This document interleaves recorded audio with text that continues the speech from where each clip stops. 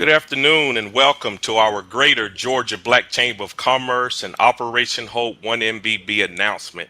I'm excited to be here with you today as your host, Damian Carson.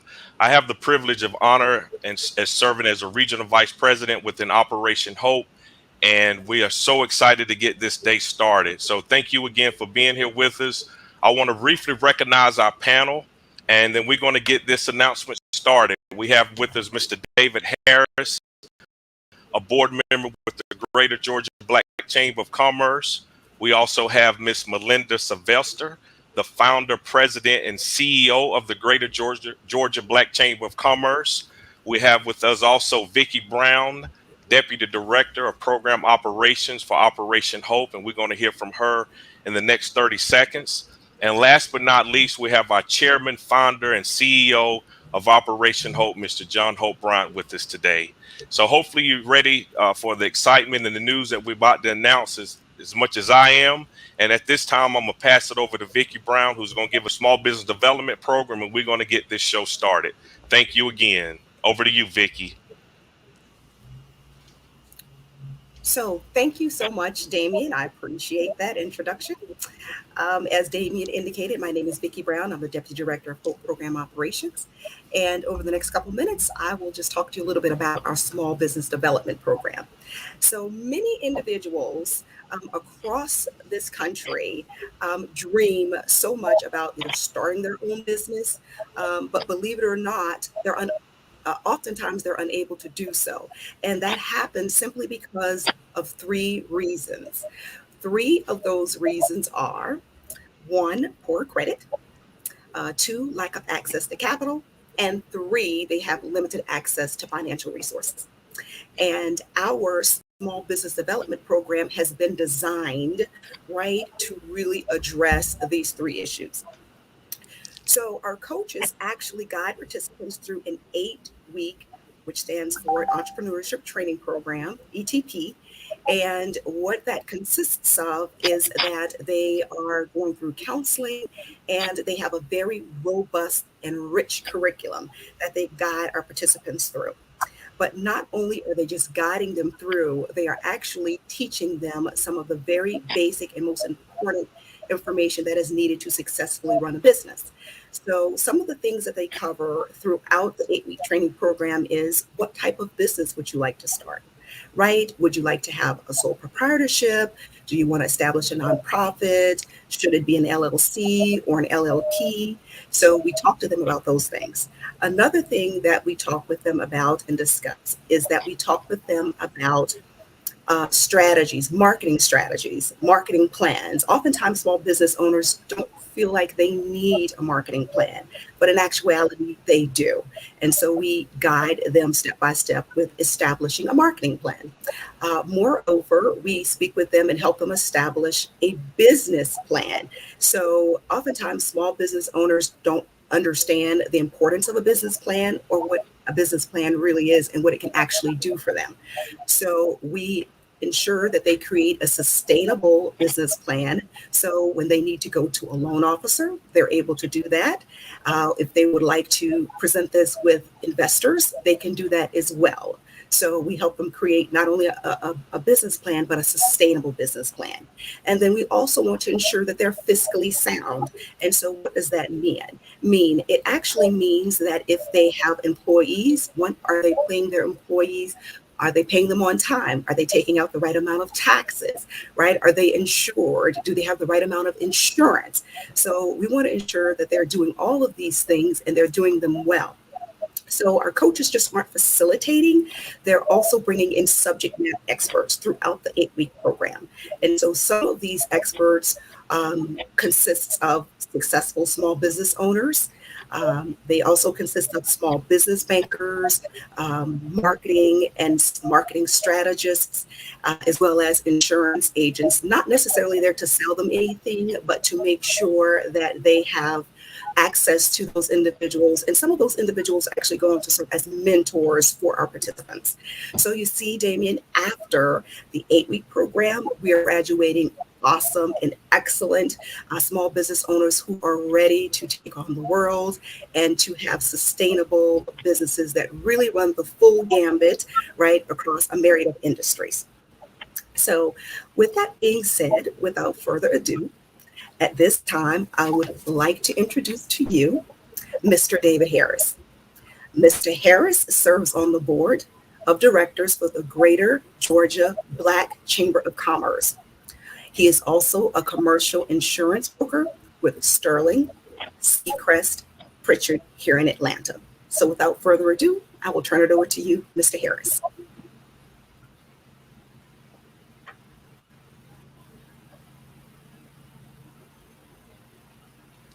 We're gonna let Mr. Harris get his sound together. He's so excited. He don't know which button to press over there. I'm with you, Mr. Harris. So as soon as I hear your voice, I'll go quiet. All right. We're going to be with you here in a second. But as Vicky was saying, the 8-week entrepreneur training program is a great place for not only startup businesses, but those who are also may be already in business and looking to grow their business and perhaps scale their business and not letting the cat out the bag too much. And with our 1MBB initiative, 1 Million Black Business Initiative over the next 10 years, we have a chance to create an ecosystem that's going to bring all those resources together to really help that business through the journey of entrepreneurship. And so we're so excited, like I said here on today, and we may come back to Mr. Harris here in a second. So I'm going to keep on with the agenda, and I'm going to now introduce Miss Belinda Sylvester. So she's going to provide an overview of the Greater Georgia Black Chamber of Commerce. And as I said earlier, she is the founder of the chamber. And Ms. Sylvester, it's a privilege to meet you this afternoon. And I'm looking forward to hear about the great work that you're doing across the great state of Georgia. And over to you. All right. Thank you, Mr. Damien. I appreciate it. I want to say thank you, Mr. John Hope Bryant, for this opportunity. I'm very humble and honored, of course, to serve, but most importantly, to be in such great company today. I'm excited. I get a lot of energy, but today is a great day for the Greater Georgia Black Chamber of Commerce. Let me tell you a little bit about the chamber. We're a statewide Chamber of Commerce, also working with other states as well as global. So we also have great partners that we're bringing into Georgia as well. So if someone wants to start a business or do business and engage in business in Georgia, we're here. We're the gateway to Georgia. Not only Atlanta, we say Atlanta plus equals Georgia. So it'll be Atlanta in all parts of Georgia. There's some beautiful rural areas with opportunities to do business. We're working with a development now that we're excited. We have a MOU with, and just that one development in rural Georgia, it's a minimum of $1 billion. Then we have another development. We're working in the metro Atlanta area, and that's $275 million for phase one. So again, the Greater Georgia Black Chamber of Commerce, we have an initiative that we were so excited because when we found out about Operation Hope and the initiatives that you guys are doing, and David Harris brought it to my attention. So I just want to thank David Harris, our team leader. He's an awesome guy, brought this to our attention and said, wow, you guys are doing something similar with Operation Hope. You guys need to collaborate. And we believe in collaboration. No one organization can really reach its full impact or capacity by being silo or running in isolation. So we love collaboration, especially with organizations as Operation Hope. So the takeaway from the Greater Georgia Black Chamber of Commerce is when you're thinking about bridge building, we have a Bridge Builder Accelerator program. We have an initiative we're going to launch and start with 1,000 business. Now, this is just a start. It's not that we're saying our goal is 1,000. We're starting with 1,000. And amazingly, we got a fast start. We're so excited about it. But yes, we're your place for advocating, promoting your businesses, helping you. We've partnered with some alternative capital funding. We have a lot of banks that we're partnered with, Black banks. So again, when it comes to business in Georgia, think of the Greater Georgia Black Chamber of Commerce. And just to give a little history, I started a chamber I was a president of a chamber in Louisiana. And when we relocated to Georgia, our mentor said, Melinda, you promised to start a chamber in Georgia. So this is the history of how we got started. We do want to give honor to Lou and Teresa Walker, who started the first Black chamber, the Georgia Black Chamber out of DeKalb County. And we want to give thanks to Harry and the late Kay DeBow for trusting and believing in us and assisting us to start the Greater Georgia Black Chamber of Commerce. Awesome. Thank you, Ms. Sylvester, for that beautiful announcement and overview of the Greater Georgia Black Chamber of Commerce and paying homage to those who were before us. And we're just so excited. I know we're going to hear from Chairman Bryant here in a second, but we're standing in a moment of history, and it's such a privilege to be a part of that, even right now, as you can think about us passing the torch and being able to help those other individuals who are coming before us start in a different place on the economic spectrum. And so that's awesome.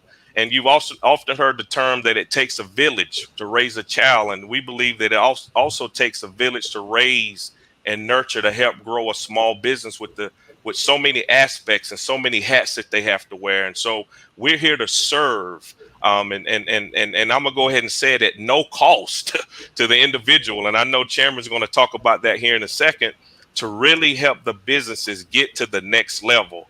And so, Mr. Harris, I heard that Ms. Sylvester mentioned that you were really the linchpin that got us here today. And so I'm going to pause right now and see if we can hear from you, and you could tell us a little bit about, what did you hear about Operation Hope, and what is it that you do, and why you are so engaged at the level that you are. Are you all able to hear me now? Yes, sir. All right. I tell you, I may be a good linchpin, but it's a good thing I'm not in charge of audio visual, because we would be in a real fix here. Thank y'all for your patience. I appreciate it. I'm fortunate to be able to serve this initiative from two different directions. Of course, I'm with Sterling Seacrest Pritchard, as was mentioned. I'm an insurance broker, and we are honored to be providing some of the consultative services for the enrollees as they begin their business journey. And I actually encountered both of these organizations in a pretty close window of time, and the synergy was so powerful. I couldn't rest at night until I brought y'all together. I can tell you, we have all seen there's been so much work done over the years to address the wealth, income, and opportunity gap for Black Americans. Great work in the political community, the academic community, and the activist community. But I think we're all pretty clear on the fact that the most certain way to address that and close that gap permanently is through supporting and sustaining small Black businesses. Every election cycle, we have politicians come and tell us how small business is the backbone of America and the lifeblood of the American economy. And in that particular case, they are right.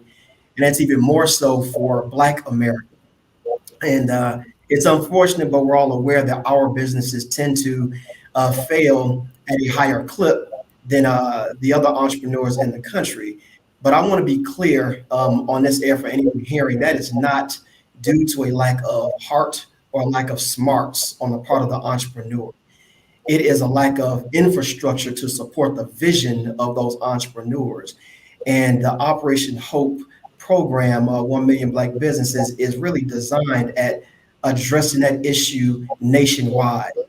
And you got to be careful saying something is unprecedented, because the record of history is long and detailed. But I can say that in my time, I have never encountered a program that was that bold and that ambitious, to the point where if it is successful, the face and functionality of America will be changed for the better. So I had to be a part of it. I'm thankful to be a part of it. On a personal note, I will share with y'all before I hand it over that my mother, may she rest in peace, tried many times to start a small business back home in Detroit. And it never worked out for her. She was very smart, very driven, but she didn't have a 1 million Black businesses initiative to plug into and support her vision. So as I see it, my work here in supporting this is dedicated to her. And under y'all's leadership and our partnership, we'll make sure that women like her and people like her actually get a chance to change the trajectory of their lives and build better communities. So thank y'all, and I do appreciate y'all's patience. No problem, Mr. Harris. It was awesome to hear you and hear your heart and passion. And that's what brings us here today. The passion to help others and be inspired by those who are before us. So we, as I said earlier, can continue to run the race and really serve and help each other as we go through this journey. I see we're giving a shout out to Detroit. So I don't know if you're from Detroit, Mr. Harris, or what. So I did that for you if you are. But I'm gonna stay on cue. Sade's not going to invite me to come back giving shout outs. So without further ado, again, we're here again to celebrate the announcements of the Greater Georgia Black Chamber of Commerce with Operation Hope with our 1MBB initiative.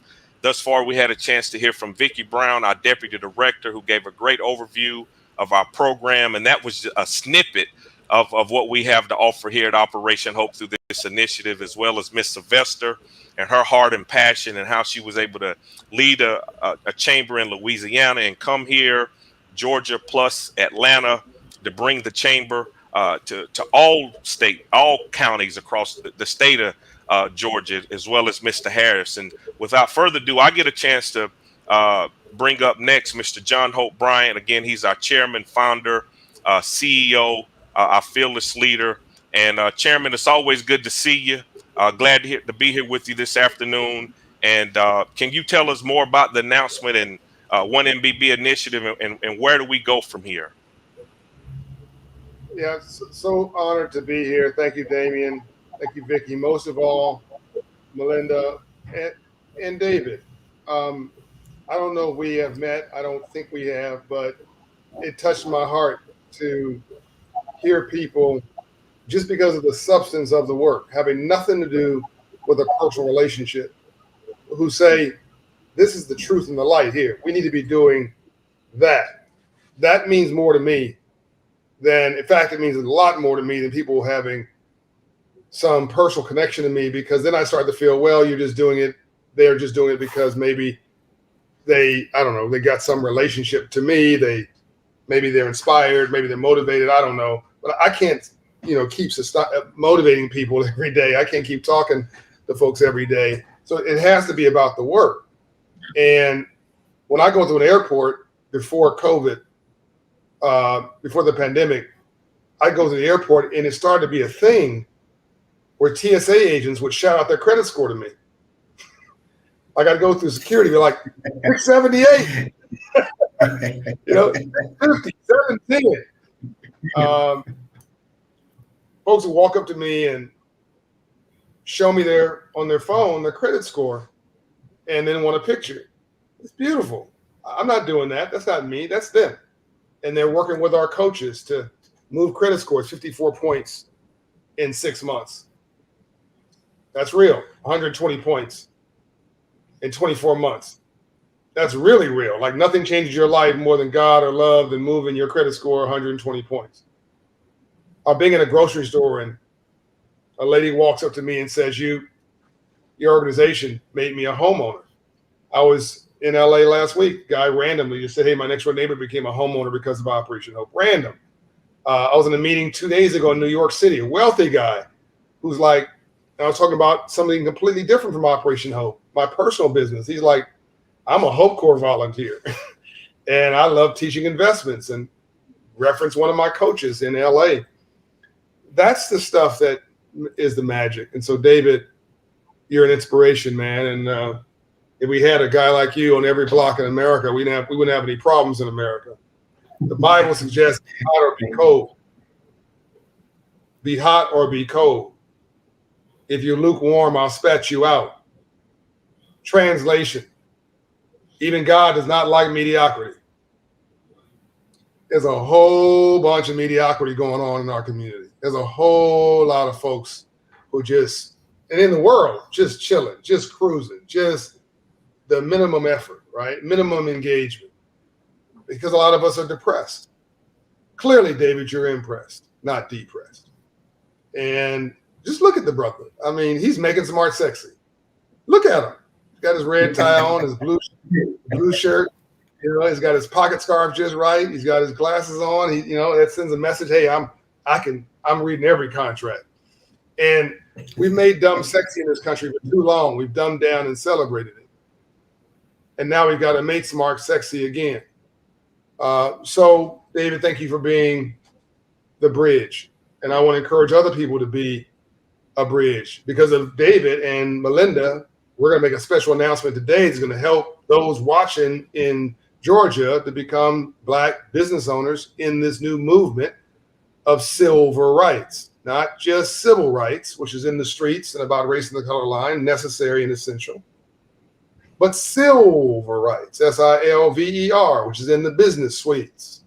And it's about class and poverty and economics and ownership and opportunity. And the color there is green because of something that will happen today. And I'm not going to spoil the announcement, but let me give some texture and some context because David did provide some texture in his life, and Melinda was too unselfish to talk about her personal story. But I know that they founded this chamber in 2015 here in Fayette County, where I have a base of operations. And I think Fayette County, North Fayette, is actually a comer. They call it South Atlanta. They're marketing it as South Atlanta or Atlanta South. I'm sorry.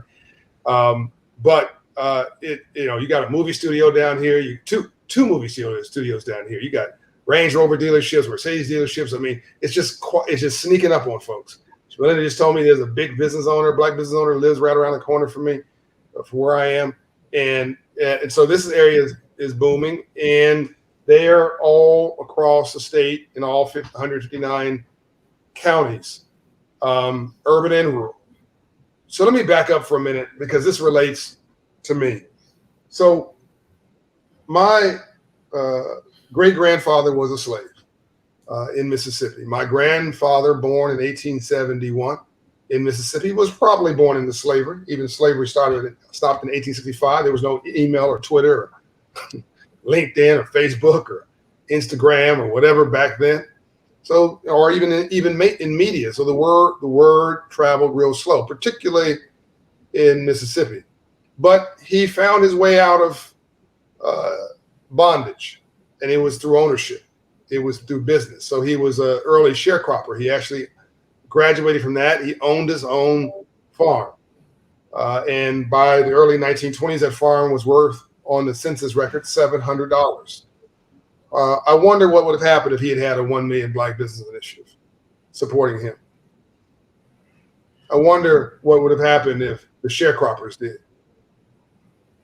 I wonder what would have happened if those that were leaving slavery, trying to go from the fields to freedom,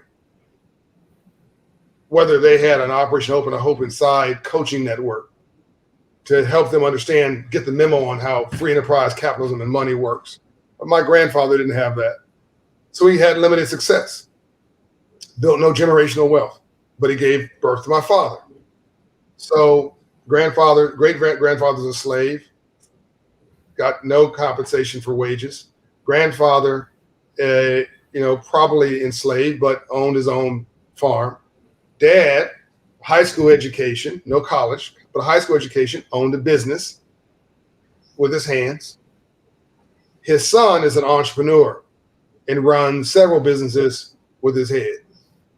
You see that progression? My mother, I'm going to tell the story a bit more deeply here in a second, but my mother, Juanita Smith, who my dad's passed on, God rest his soul, Johnny Smith. By the way, we should always say our parents' names. We should always say their names because you really die twice. You die physically and you die the last time somebody mentions your name. Think about that. That's your legacy. The last time somebody mentions your name. That's so deep. My dad, Johnny Will Smith, is the reason I'm in part an entrepreneur today. My mother, probably more so, By the way, Dave, my brother's name is Dave Harris, so I like you for another reason. Cool. We call him Donnie. My mother worked an hourly job, and my mom and dad divorced over money. But they own these businesses together. In South Central LA, where I grew up, we owned a gas station at Vernon and Normandy, if anybody is from Los Angeles, southeast corner. We owned a cement contracting business. We owned a 8-unit apartment building. We bought for $18,000, worth $8 million today, $6 to $8 million today. Unfortunately, we lost it. Financial illiteracy. We owned our own home, but my dad was financially illiterate. And my Ambassador Andrew Young, who's our global spokesman and my mentor, would say that men and women fail for 3 reasons: arrogance, pride, and greed. My dad was not greedy, but he was full of pride. And a marriage is also a partnership, right? It's a partnership. So when you go to the club after COVID is over, you go to the vaccinated, COVID-free club, you want to just say more than the girl is cute. You want to say more than the guy is handsome. You want to say, what's your credit score? you want to say, what's the business plan for your life? Like, I mean, seriously, like, do you have a job? Do you have a career? Do you have an ambition, right? Because this is your ride or die. This is your partner. This is the person who's going to either make you or break you. I mean, literally. But it's fascinating to me, like, our criteria for who we hook up with is so simple. Oh, she's so cute. Yeah, but she can't spell. Yeah, he's handsome. He's sexy, but he don't have a job. Right? He's got no ambition. He's sleeping on your couch, right? So Damien's trying hard to keep a straight face. He's doing such a good job. So Damien finds it hard to work for a guy like me. So I saw my mother and my father fight domestic abuse. And they destroyed together generational wealth. And my mother was a financial genius. She worked the hourly job, but she at McDonald's aircraft, but she had a side business, a side hustle, we call it. So her 9 to 5 financed her 5 to 9. She would have been a member of your chamber if she lived here and had her business. She lives here now, but if she had her business now, she'd be a member of her chamber with her part-time business. By the way, you guys watching this, if you have a part-time business, you should be a member of the Georgia chamber and the Atlanta-based chamber, not one or the other, but both. Support them both. They are your HBCU. They are your college or university. They are your MBA class, post-graduation in life and business. That's why you should join, because they're going to give you more than you give them. So mom went one way, dad went another. And my mother went to go stay with somebody else to save some money so she could buy her first home. And we bought that home. She bought that home in common. My mother ended up buying and selling 7 homes. And her credit score, like now, is, I think that last time she told me, was 854. I didn't even know it went that high, which means that my mother's not black. She's green. My mother can get whatever she wants. My mother's not against, right? She goes to the computer. The computer don't know what color my mother is, right? My mother goes in to get an auto loan approved. My mother goes to get a small business loan approved. My mother goes to get a line of credit approved. My mother get whatever my mother wants is approved, because the computer don't care. The internet is colorless. So my mother became free through personal responsibility and financial literacy and economic education, but originally through pain, because she had to learn to save money, because her mother would take her money from housekeeping when she was a little girl in East St. Louis. Hey, baby, you make any money today? Yeah, mommy. How much did you make? 50 cents. Give me that 50 cents. So my mother learned, how much money did you make today, baby? 25 cents. Give me that money. My mother would give her the 25 cents and keep 25 cents. So my mother learned to save. She learned to save. And so my mother owned 7 homes. Her son owned 700. I want to let that sink in for a minute. My mother bought and sold 7 homes. Her son, stepping on that foundation, owns 700 homes. I'm the largest, Operation Hope aside. The entrepreneur, John Bryant, is the largest owner of single-family rental homes of a person of color in the country. It's called the Promise Homes Company. I don't say that to brag. I say that to get you to be impressed about what you can do when you step on, because all that's about financial literacy. There was no affirmative action. There was no government hookup. There was no privilege. There was no trust fund. That no one gave me anything. I just simply understood how the capitalist system worked after studying it my whole dang on life. And I stepped in after getting a PhD in success, failure, homelessness, disappointment, people knocking me off, putting me down.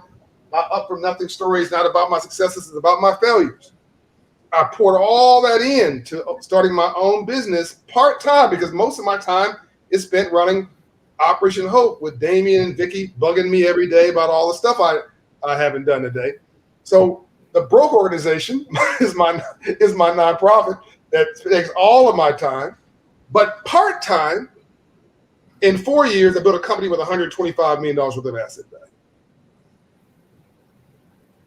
That's the power of financial literacy. And when I drive through Atlanta, I literally see economic and community development. I literally see me giving people homes, literally see me giving people contracts for plumbing, electrical, lighting, roofing, landscaping, painting at a living wage. By the way, Melinda, you should also hit up my private company to become a member of the Georgia Chamber. Don't cut them a break because you know me, charge them the full rate. And you should want to get your members to be vendors of a minority vendor program there, and every other responsible company in the city should be doing the same. My point here is that I don't want anybody to believe that my story on the family side is some kind of a fairy tale that you can't relate to. That both my mother and my father, my mother told me she loved me every day of my life. That definitely changed everything, which meant that there's a difference between being broke and being poor. Being broke is economic, but being poor is a disabling frame of mind, a depressed condition of your spirit, and you must vow never, ever, ever to be poor again. Quincy Jones once told me, "Not 1 ounce of my self-esteem or self-worth depends on your acceptance of me." Woo!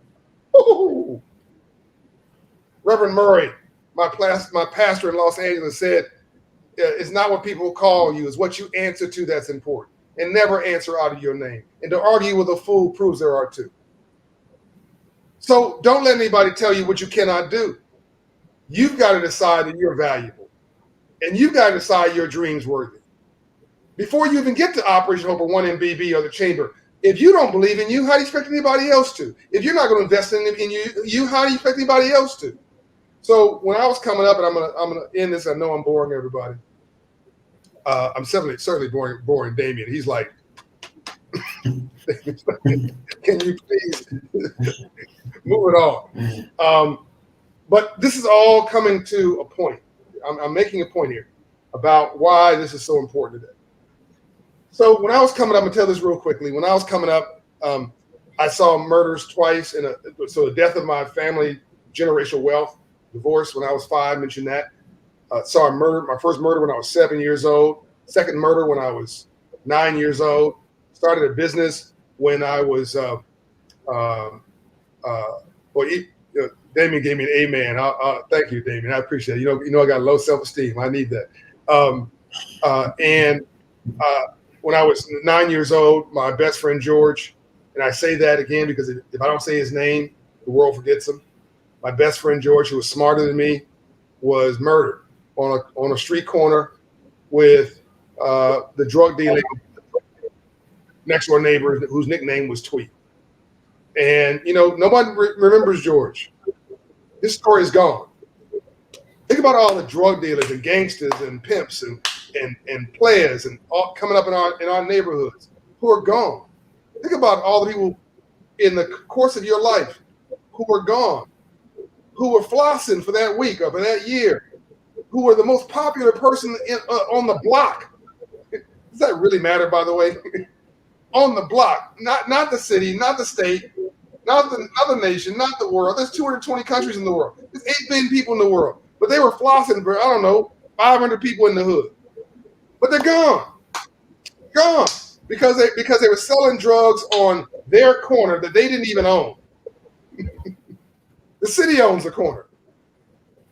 Gone, but they're a genius. They were brilliant. What is a drug dealer if not an illegal, unethical entrepreneur who understands import, export, finance, marketing, wholesale, retail, customer service, security, territory, logistics? These are really smart people with a bad business plan. Can I get an amen? Yes. What is a gang leader if not a frustrated union organizer? These are smart guys, and increasingly, unfortunately, women with a bad business plan, bad role models, and a bad environment. We can change that. So I'm 9 years old. I go into a class, and banker teaches me financial literacy, and I said, "Excuse me, sir, what do you do for a living, and how do you get rich legally?" He said, "I'm a banker, and I finance entrepreneurs." I said, "Sir, I don't know what an entrepreneur is. No one's ever mentioned that word to me in my entire life. I'm 9 years old. I've never heard that word in public school, which is a sin. But if you're a banker and you're financing entrepreneurs, I don't know what an entrepreneur is, but if it's legal and you're financing it, I'm going to be one." That's who I am today. And I started my first business, which was the neighborhood candy house. When I was 10 years old, put the liquor store out of the candy business, making $300 a week when I'm 9 years old, probably $3,000 a week today, 10 years old, sorry. Then I found girls and lost the business, recurring theme in my life. But I'm smart, marry a good woman, and settle myself down and stay focused. Now, I've hustled my whole life. And I benefit from relationship capital and basically not having a personal life. I never had a childhood. I really never had a young adulthood. I've been hustling and working my whole life. And I have not one regret, by the way. Not one. Because you know what? Money is basically just freedom. I can get up and do whatever I want, when I want, whoever I want. I could do this session. I could not do this session. No one has dominion on me but me. That's freedom. But Vicky and Damien, and I can't speak to the others, they're able to have children and a normal life because they had time. I decided that Operation Hope was going to be my child. I'm now having building a regular family, nuclear family. But this was where I invested all my life so that I could give to you what my forefathers and yours never had, which is an economic system. I think if Dr. King was alive today, this would be the work he'd be doing. Do you know that Black America is the only group of people who don't have an economic infrastructure?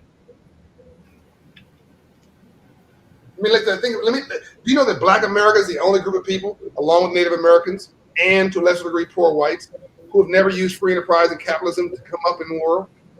Do you know that everybody else has used capitalism and free enterprise to set themselves free? But we were told it was evil. No. Money's not evil. The love of money is evil. Somebody said, my black friends tell me in the barbershop, "Oh, I hate rich people." No, you don't. You hate rich people till you become rich. What you hate is a game system. What you hate is a system that won't reward your brilliance. What you hate is a system that doesn't include you. But let me tell you something. The reason why you don't hate rich people is because a broke person can't help anybody. Even if you wanted to distribute money like a socialist, you had to first collect it like a capitalist. So let's start creating some Black capitalists. Let's start creating some Black millionaires.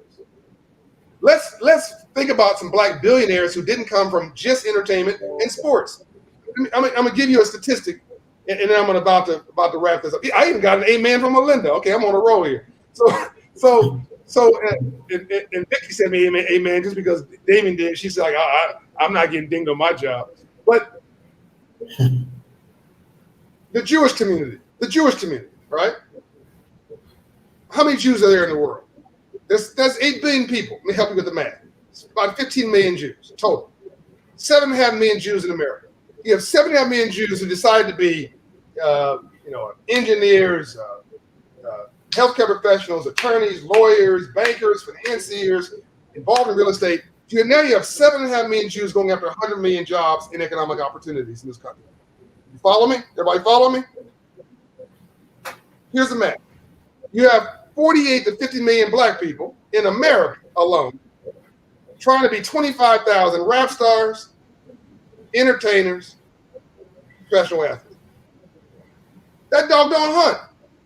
That math don't work. We need regular aspiration. We need to have the professions that are our focus. And if you can't get a job, create a job. That's what Melinda's trying to do. If you can't cash a check, then decide to write one.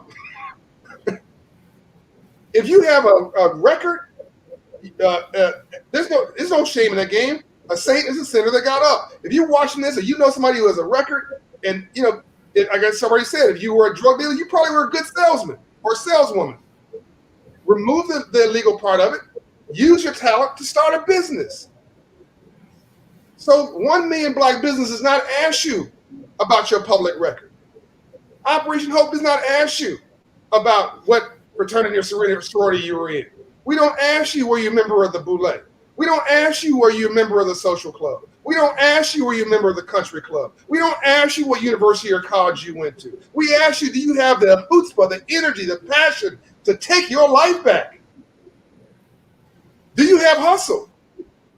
Because here's what I know when you don't have that, and I'm almost done. If your outflow exceeds your inflow, then your overhead will be your downfall. So at a 1 Million Black Business, we've done something bold and audacious. Going back to Dave's point. We decided we wanted to have a solution that's bigger than the problem that we face.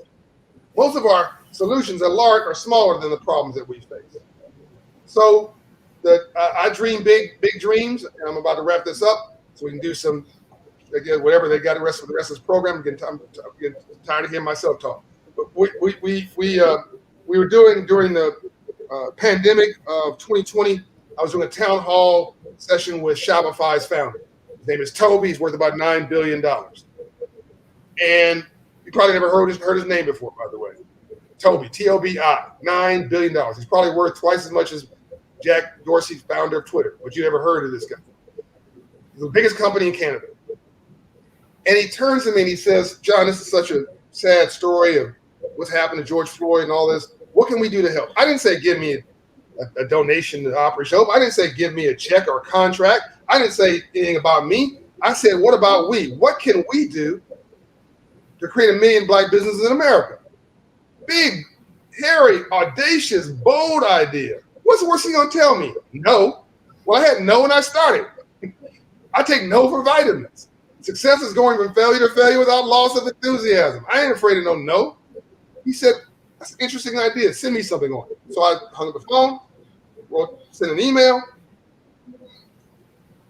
I think it was an 8-point PowerPoint presentation. Crickets, heard nothing. I don't want you to be disappointed or discouraged when you hear nothing to your proposals. Don't get a chip on your shoulder. Just keep going. About 10 days later, Damien, I get a text message from an email. Oh my God, I'm so sorry. This went to my spam folder. Toby, of course I'll do it. So we started out with them committing a couple $1 million, and then it was $5 million, then it was $10 million, and then it was $20 million.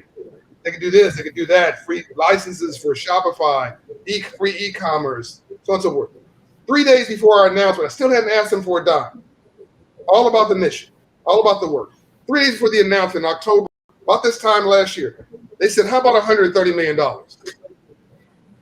I tried to be cool about it. I said, sure. Let's do that. Best I can tell, it's the largest commitment a person of color has secured for social justice through economics for our people. Now, I don't know if it's ever, but certainly since the pandemic. The best I can tell is the largest commitment with anybody's been able to secure. It's a 10-year commitment to create 1 million new black businesses in America. Here's what it includes. A free Shopify license for 4 months. Now, let me make this clear. If you don't have technology at the center of your business, I'll repeat that. If you don't have technology at the center of your church, mosque, Boys and Girls Club, nonprofit, for-profit, insurance agency, accounting firm, legal firm, barbershop, if you don't have technology at the center of that, you're not a growth anything. You can't even watch this program without technology. Am I talking to myself, or are you guys hearing what I'm saying? Are you feeling this? Yes. I mean, this is like everything. Like Dr. King said in the 60s, the world's moving at at jet-like speed on political inclusion, but America's moving at horse and buggy pace on empowering and including Black people. The world's moving at jet-like speed on the economy, tied to technology, but America's moving at horse and buggy pace. Black America's moving at horse and buggy pace because we're still using rock, paper, scissors to try to run a business. We got a barbershop. Cool, do that. But right now, I got to drive by your barbershop, look at it, write down a phone number on the window, call, are you available for a cut? Hey, man, I'm doing a cut right now. I can't see my appointment book. I'll get back to you. Let me call you back. Inefficient, lost revenue. You call me back, I'm going into a meeting. You've lost me. I'll call somebody else. You with me so far? Mm-hmm. And you're relying on me driving by and seeing you. Now, here's how technology works. You sign up to 1MBB, which by the way includes free Shopify license, free domain name search, free website for your company, free payment systems, free delivery fulfillment systems, free support with delivery systems for your products, free scheduling app. I'm going to get to that in a minute. You sell a product, line of credit against the sale. For free. Technical support for e-commerce for free. 700 credit score coaching and counseling from Operation Hope for free. Business plan for free. Free 99. Free 99. You invest your time, but it's free 99. Free business plan training. Free entrepreneurship training. Businessmen and entrepreneurs are two different things, by the way. They're similar, but those are two different tracks. Free professional coaching, free lawyering time, free accounting time, free business people time, free insurance advice and counsel for 2 hours for each of these categories. It's all free. $25,000 per business. It makes me so excited. What are you waiting for? Back to the story. Now you're the barbershop owner. You say, well, I'm not involved in it. I don't need e-commerce. Watch this. So now I fly in town. Me and Dave fly in town for a business meeting, and it's 2 a.m. I say, hey, Dave, I'm looking for a barber.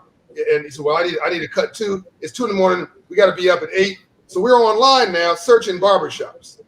So now the website comes up for Damien's barbershop because he's got e-commerce. He's got this package. Damien's asleep though. It's 2 a.m. We go on his website. We schedule, and we look at his schedule. We see appointment available in the morning at 9 a.m. We make the appointment for 9 a.m. Dave makes the appointment for 10 a.m. right after me. We put our credit card in, which means if we cancel, we are still charged, and he still earns a revenue. You with me so far? While we're on the site, I can buy a wave cap. Neither Dave or me need a wave cap, but it's okay. We'll buy one for somebody else. we buy some cream, buy some hair oil, buy a brush, buy a subscription to the how to give yourself a cut yourself service, whatever it is that he's got online. We spend $50, $70, $80 online, each of us, call it $100.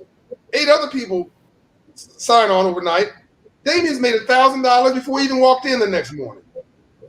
That's called compounding. That's how you build wealth. You build wealth in your sleep. Every business, every restaurant, every barbershop, every auto supply, I don't care what business is. You should have an e-commerce business that is parallel to your brick and mortar business. And on top of that, you should also think about starting a new business. So I am going to stop now and turn it back over to Melinda and the team for the announcement. But I just want to contextualize that we are, to quote Damien's point, living in a moment in history. But history does not feel historic when you're sitting in it. It just feels like another day. That does not mean, though, that the moment's not historic. We cannot be tired right now. You can be exhausted. You can be worn out.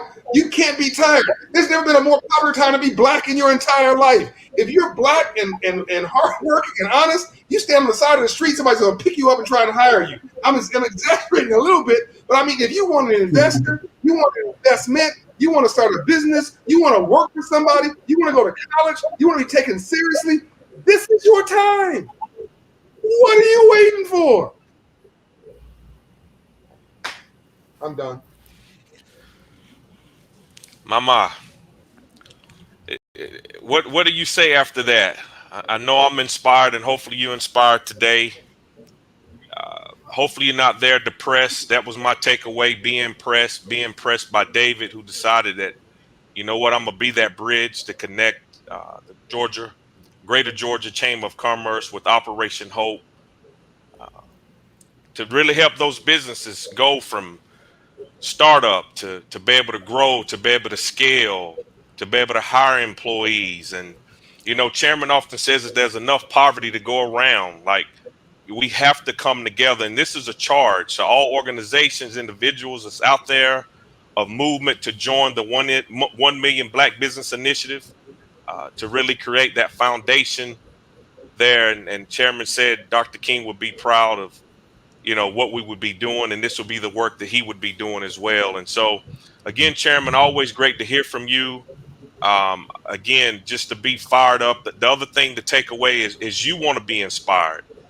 Right. So we only can do what you bring to the table. And what we try to do at Operation Hope is connect that aspiration, even if it's small aspiration. It says faith the size of a mustard seed is very small. If you have a little bit of aspiration to connect with the education that we're able to provide directly here at Operation Hope, and through our great partners with 1MBB, Shopify, and now the Greater Georgia Chamber of Commerce, we can get you to that next level. And so, again, as I said earlier, I'm excited when I got on here. I'm more excited now. And we have on the screen how to enroll. And I want to, Miss Sylvester, when she mentioned the announcement, she just dropped it out there like it was, a walk in the park. And so I'm going to come back to her so she can share exactly what role the Greater Georgia Chamber of Commerce is going to play within this initiative over the next 10 years. And so you can enroll today. As you see, there's a code. So if you go to sign up for the 1 Million Black Business Initiative, if you heard it from this webinar, this series on today, make sure to type in that GGBC code. That's how we can track to see how many individuals were impacted who decided, you know what, I'm going to take that journey. So again, you don't have to be a startup. You could already be in business, or you're looking to scale that particular business. And so that's some more information. Also, a shout out to Jessica Bergeron. Her name was on there as a co-chair for this great initiative. So if you have any more information, you can reach out to her. And I'm going to give one more shout out, Ms. Sylvester, before I come to you. Once you go on there to register, you also will get a chance to be a part of a pitch competition.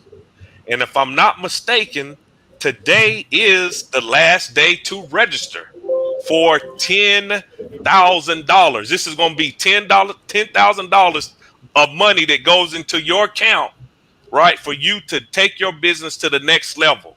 So you have to get in the game, right? So go to the website right now. They're going to put it on the screen. Sign up for the 1MBB initiative. Type in that GGBCC code. Go ahead and register for the pitch, right? Chairman Bryant said he eat no for vitamins, right? Hank Aaron, he had the most home runs. He had the most strikeouts. He was not afraid to swing. So don't be afraid to swing today. This is a call to action for you right now. So Miss Sylvester, if I'm going to turn it over to you. Tell us about what you all are doing and how you partner with Operation Hope and 1MBB to help those businesses throughout the whole state of Georgia. And after we hear from her, that's going to end our segment for today. Thank you for joining. Well, thank you again. We're going to continue promoting and advocating for this initiative. This is a wonderful initiative. As a business owner, and I'm a small business owner as well, resources is very, very important. And what Operation Hope is giving everyone is the resources to be successful. So we encourage all that are listening, watching this program today, please join in. Everything, as the chairman said, is free. It's just your time, but check out the investment. You get involved with the 1 million business commitment. With those resources, you are actually being able to have a better arm up for success. So again, I want to encourage you. The Greater Georgia stands with Operation Hope in this initiative, and we will continue to support it and be engaged. And again, we thank you all for the opportunity. We have a great team, and I want to give a shout out to the Greater Georgia Chamber team members. You can check us out. Check them out on the website. Go to ggbcc.org. I got to give a shout out to the team. We have a fantastic team. So again, thank you, John. Thank you, Damien. This is a wonderful opportunity to get started today. I know a lot of people love to procrastinate and we'll say, oh, we'll do it later. We'll do it tomorrow. Get it started today. Go now, type in the code GGBCC and make sure you get started today. This is a wonderful opportunity. I'm excited and I'm going to let y'all know I will get started today. So if I win that $10,000, don't talk about me. I made the move. I decided I want to be successful. And remember, it is important. And what's so important, I want to say this. As small businesses, we don't have opportunity to be in rooms like this. So, John, I want to thank you for opening up the doors and allowing us to be in the room. That's one of our biggest challenge, not being able to be in the room. And John has put before us a table. And again, I want to just say this with the scripture. On our website, you'll see the scripture is Amos 3:3. And it say, can two walk together unless they agree? And I'm so glad that the Greater Georgia Black Chamber of Commerce is in agreement with Operation Hope. But this is a wonderful program. And let me just give you a little example, Damien. I want to go on this. We were looking for an intern, right? And I was so excited. We looked at the HBCUs, right? This young lady named Deanna came to us and wanted to be a virtual assistant, right? She is very talented, smart. We said, Deanna, no, you're not coming here for a job. We creating Deanna as an entrepreneur. She's going to file her paperwork with the state of Georgia, and she's going to do virtual assistant consultant. So anyone looking for virtual assistant, we know Deanna going to sign up. So we got Deanna from coming in as being an intern. After an interview with her, we're creating her paperwork, and she'll have her 1099 ready, and she is now an entrepreneur. So, John, I do want to give a shout out to my mom, Teresa Colley, who is my inspiration. She's in her 80s, won't say exact age, but she gives me this inspiration, the energy. And I couldn't do this without my soulmate, Clarence Sylvester. We've been married 39 years, and I thank him for all the support. Yes, support and love. He went through a medical trauma. Thank God, God gave him life again. And we just so excited. And my two young adult children, Julius and Clara, who supports me. Clara handles our global initiative, and Julius is helping career people turn their careers and talent into entrepreneurship and thinking about expanding. Okay, what are my talents and what can I do to turn that into a business owner? So it's a family affair. Clarence and I started this chamber in 2015, as John said, relocating from Louisiana. And what's so important, we started a chamber in Georgia, and I knew two people. I knew a classmate from my high school, St. Martinville, and I knew my cousin, both from St. Martinville, Louisiana. My classmate lives in DeKalb County, and my cousin lived in Clayton County. But with God, and should I say, like my client would say, but God connected the right people, and 5 years short, in 5 years, we have made such an impact in the state of Georgia. We got the governor's attention and other folks in the state. We work with Senator Ossoff and Senator Warnock's office. And we're just so grateful. I mean, just so happy. And I don't want to be too much excitement, but this is an honor today. This is a real honor. That's all right, Miss Sylvester. I think I saw Chairman try to pick that mic up. He gonna drop the mic and try to ease out. But give us 30 seconds, Chairman, if you can, as we go. And I just want to tell everybody, have a great day. Get ready for October Financial Planning Month. Let's get it. Let's be great. Chairman, 30 seconds and we out, y'all. Yeah. So first of all, we want every Black chamber in this country and every chamber in this country who have Black residents in their areas to do what Melinda has done. Sign up to commit to help to create 1,000 new Black businesses over 10 years. All we need are 100 businesses, 100 organizations to commit 10,000, or a few more than that to commit 1,000.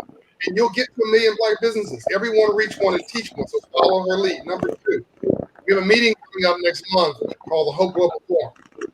It's the largest meeting for the empowerment of the poor in the world. It's here in Atlanta in the same ballroom that Dr. King had his last strategy session at the Hyatt Regency, all using COVID-safe principles for those who are seen to have access. But we will have billionaires next to millionaires, next to thousandaires. Somebody trying to buy some here.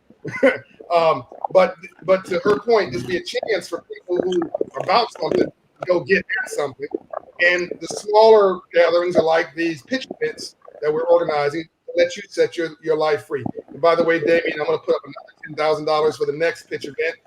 After this, we'll make sure you can keep that thing going. That's real cash. It has nothing to do with the resources of 1 million Black businesses. That's additional, it's hard cash, and we're finding here and here to really inspire people. I'll make sure that we sponsor the next $10,000. I want everybody to be fired up here. There's no reason for this not to be your season. Let's get to it. Let's get at it. Let's go. Let's go. We signing off. Greater Georgia Black Chamber, Operation Hope 1MB powered by Shopify. Be impressed, not depressed. Sign up today. Peace. Peace and light.